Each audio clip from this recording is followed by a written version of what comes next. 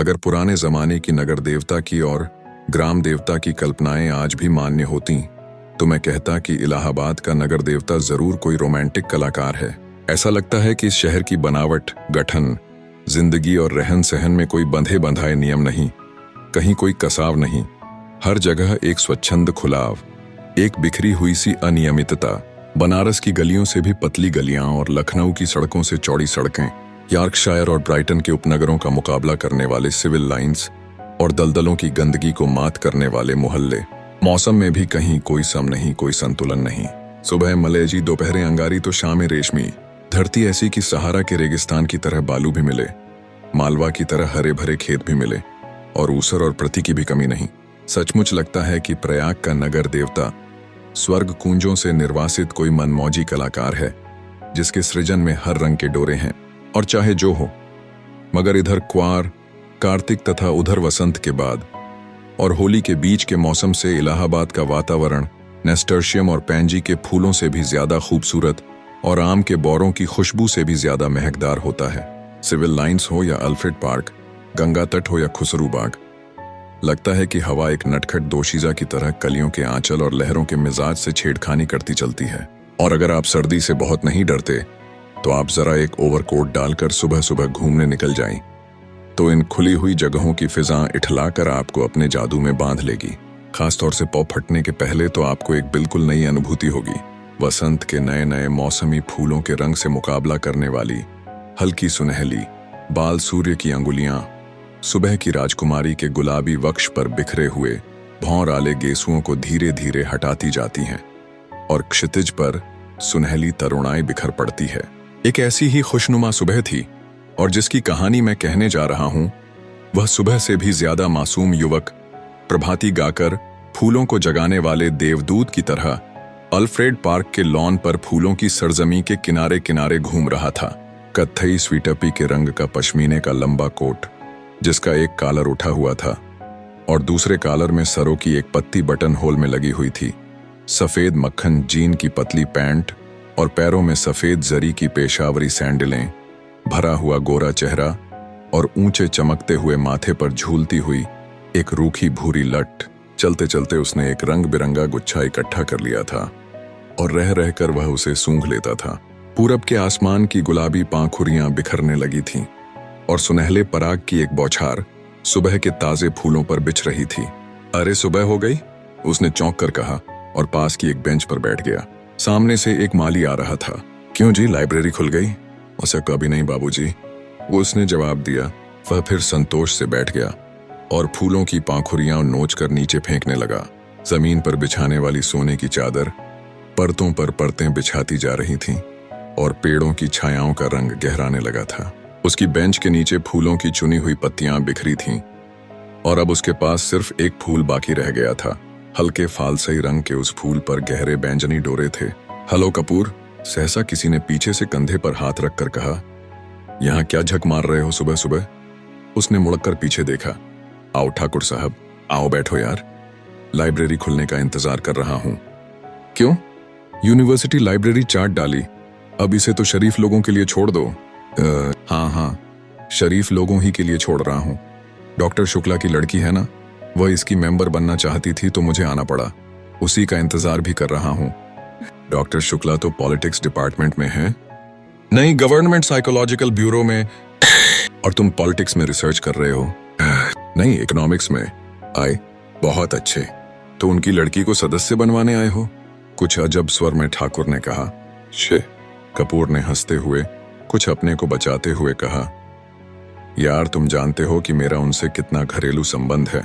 जब से मैं प्रयाग में हूं उन्हीं के सहारे हूं और आजकल तो उन्हीं के यहां पढ़ता लिखता भी हूं। ठाकुर साहब हंस पड़े। अरे भाई, मैं डॉक्टर शुक्ला को जानता नहीं क्या? उनका सा भला आदमी मिलना मुश्किल है। तुम सफाई व्यर्थ में दे रहे हो। ठाकुर साहब यूनिवर्सिटी के उन विद्यार्थियों में से थे जो बराए नाम विद्यार्थी होते हैं और कब तक वे यूनिवर्सिटी को सुशोभित करते रहेंगे इसका कोई निश्चय नहीं। एक अच्छे खासे रुपए वाले व्यक्ति थे और घर के ताल्लुकेदार, हंसमुख, फप्तियां कसने में मजा लेने वाले, मगर दिल के साफ, निगाह के सच्चे। बोले, एक बात तो मैं स्वीकार करता हूं कि तुम्हारी पढ़ाई का सारा श्रेय डॉ शुक्ला को है। तुम्हारे घर वाले तो कुछ खर्चा भेजते नहीं? नहीं, उनसे अलग ही होकर आया था। समझ लो कि इन्होंने किसी न किसी बहाने मदद की है। अच्छा आओ, तब तक लॉर्ड्स पॉन्ड कमल सरोवर तक ही घूम लें, फिर लाइब्रेरी भी खुल जाएगी। दोनों उठकर एक कृत्रिम कमल सरोवर की ओर चल दिए, जो पास ही में बना हुआ था। सीढ़ियां चढ़कर ही उन्होंने देखा कि एक सज्जन किनारे बैठे कमलों की ओर एकटक देखते हुए ध्यान में तल्लीन है। छिपकली से दुबले पतले बालों की एक लट माथे पर झूमती हुई। कोई प्रेमी है या कोई फिलासफर है? देखा ठाकुर? नहीं यार, दोनों से निकृष्ट कोटि के जीव हैं, ये कवि हैं। मैं इन्हें जानता हूं, ये रविंद्र बिसरिया हैं। ए में पढ़ता है। आओ मिलाई तुम्हें। ठाकुर साहब ने एक बड़ा सा घास का तिनका तोड़कर पीछे से चुपके से जाकर उसकी गर्दन गुदगुदाई। बिसरिया चौंक उठा, पीछे मुड़कर देखा और बिगड़ गया। यह क्या बदतमीजी है ठाकुर साहब। मैं कितने गंभीर विचारों में डूबा था और सहसा बड़े विचित्र स्वर में आंखें बंद कर बिसरिया बोला, कैसा मनोरम प्रभात है। मेरी आत्मा में घोर अनुभूति हो रही थी। कपूर बिसरिया की मुद्रा पर ठाकुर साहब की ओर देखकर मुस्कुराया और इशारे में बोला, है यार शगल की चीज, छेड़ो जरा। ठाकुर साहब ने तिनका फेंक दिया और बोले, माफ करना भाई बिसरिया, बात यह है कि हम लोग कवि तो है नहीं, इसलिए समझ नहीं पाते। क्या सोच रहे थे तुम? बिसरिया ने आंखें खोली और एक गहरी सांस लेकर बोला, मैं सोच रहा था कि आखिर प्रेम क्या होता है, क्यों होता है, कविता क्यों लिखी जाती है, फिर कविता के संग्रह उतने क्यों नहीं बिकते जितने उपन्यास या कहानी संग्रह। बात तो गंभीर है, कपूर बोला। जहां तक मैंने समझा और पढ़ा है, प्रेम एक तरह की बीमारी होती है, मानसिक बीमारी, जो मौसम बदलने के दिनों में होती है। मसलन क्वार कार्तिक या फागुन चैत, उसका संबंध रीढ़ की हड्डी से होता है और कविता एक तरह का सन्निपात होता है। मेरा मतलब आप समझ रहे हैं मी? सिबरिया? सिबरिया नहीं बिसरिया, ठाकुर साहब ने टोका। बिसरिया ने कुछ उजलत, कुछ परेशानी और कुछ गुस्से से उनकी ओर देखा और बोला, क्षमा कीजिएगा, आप या तो फ्रायडवादी हैं या प्रगतिवादी और आपके विचार सर्वदा विदेशी हैं। मैं इस तरह के विचारों से घृणा करता हूं। कपूर कुछ जवाब देने ही वाला था कि ठाकुर साहब बोले, अरे भाई बेकार उलझ गए तुम लोग, पहले परिचय तो कर लो आपस में। ये हैं श्री चंद्र कुमार कपूर, विश्वविद्यालय में रिसर्च कर रहे हैं, और आप हैं श्री रविंद्र बिसरिया, इस वर्ष में बैठ रहे हैं। बहुत अच्छे कवि हैं। कपूर ने हाथ मिलाया और फिर गंभीरता से बोला, क्यों साहब, आपको दुनिया में और कोई काम नहीं रहा जो आप कविता करते हैं? बिसरिया ने ठाकुर साहब की ओर देखा और बोला, ठाकुर साहब, यह मेरा अपमान है। मैं इस तरह के सवालों का आदी नहीं हूं। और उठ खड़ा हुआ। अरे बैठो बैठो। ठाकुर साहब ने हाथ खींचकर बिठा लिया। देखो, कपूर का मतलब तुम समझे नहीं। उसका कहना यह है कि तुम में इतनी प्रतिभा है कि लोग तुम्हारी प्रतिभा का आदर करना नहीं जानते, इसलिए उन्होंने सहानुभूति में तुमसे कहा कि तुम और कोई काम क्यों नहीं करते। वरना कपूर साहब तुम्हारी कविता के बहुत शौकीन हैं, मुझसे बराबर तारीफ करते हैं। बिसरिया पिघल गया और बोला, क्षमा कीजिएगा, मैंने गलत समझा। अब मेरा कविता संग्रह छप रहा है, मैं आपको अवश्य भेंट करूंगा। और फिर बिसरिया ठाकुर साहब की ओर मुड़कर बोला, अब लोग मेरी कविताओं की इतनी मांग करते हैं कि मैं परेशान हो गया हूं। अभी कल त्रिवेणी के संपादक मिले, कहने लगे अपना चित्र दे दो। मैंने कहा कि कोई चित्र नहीं है तो पीछे पड़ गए। आखिरकार मैंने आइडेंटिटी कार्ड उठाकर दे दिया। वाह, कपूर बोला, मान गए आपको हम। तो आप राष्ट्रीय कविताएं लिखते हैं या प्रेम की? जब जैसा अवसर हो, ठाकुर साहब ने जड़ दिया।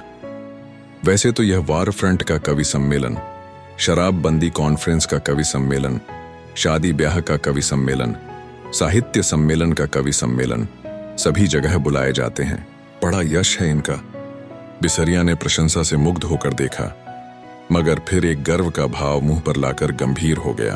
कपूर थोड़ी देर चुप रहा, फिर बोला, तो कुछ हम लोगों को भी सुनाइए ना। अभी तो मूड नहीं है, बिसरिया बोला। ठाकुर साहब बिसरिया को पिछले 5 सालों से जानते थे। वे अच्छी तरह जानते थे कि बिसरिया किस समय और कैसे कविता सुनाता है। अत बोले, ऐसे नहीं कपूर, आज शाम को आओ, जरा गंगा जी चलें, कुछ बोटिंग रहे, कुछ खाना पीना रहे, तब कविता भी सुनना। कपूर को बोटिंग का बेहद शौक था। फौरन राजी हो गया और शाम का विस्तृत कार्यक्रम बन गया। इतने में एक कार उधर से लाइब्रेरी की ओर गुजरी। कपूर ने देखा और बोला, अच्छा ठाकुर साहब, मुझे तो इजाजत दीजिए, अब चलूं लाइब्रेरी में। वो लोग आ गए। आप कहाँ चल रहे हैं? मैं जरा जिमखाने की ओर जा रहा हूं। अच्छा भाई, तो शाम को पक्की रही? बिल्कुल पक्की, कपूर बोला और चल दिया। लाइब्रेरी के पोर्टिको में कार रुकी थी और उसके अंदर ही डॉक्टर साहब की लड़की बैठी थी। क्यों सुधा, अंदर क्यों बैठी हो? तुम्हें ही देख रही थी चंदर।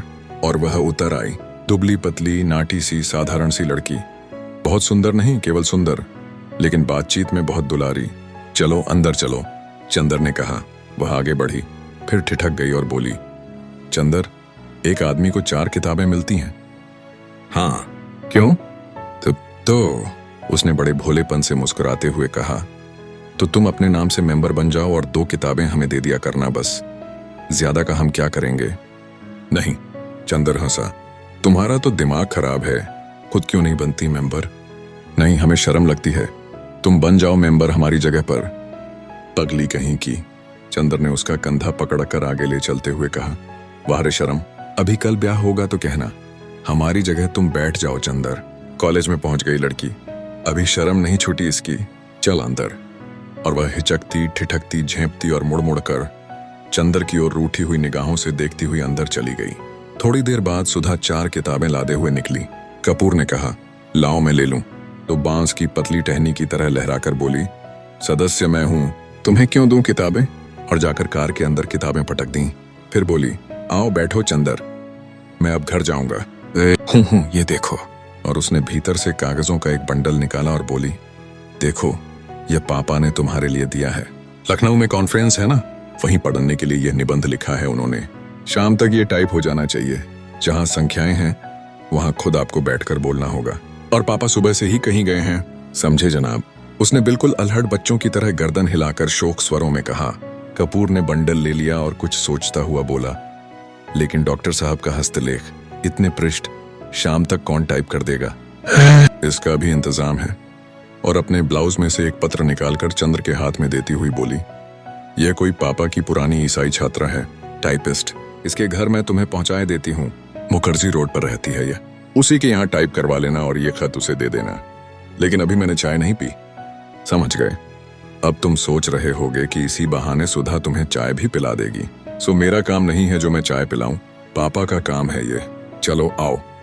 चंदर जाकर भीतर बैठ गया और किताबें उठाकर देखने लगा। अरे, 4 कविता की किताबें उठा लाई, समझ में आएंगी तुम्हारे? क्यों सुधा?